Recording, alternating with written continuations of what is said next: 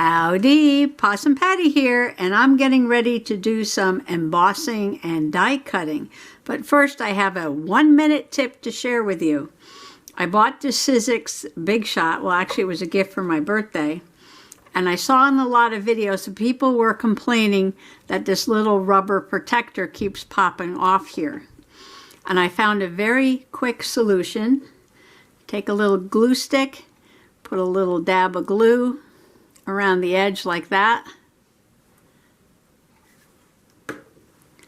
Pop it in there.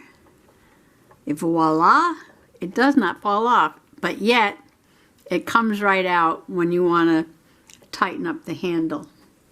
So that's Possum Patty's 1-minute tip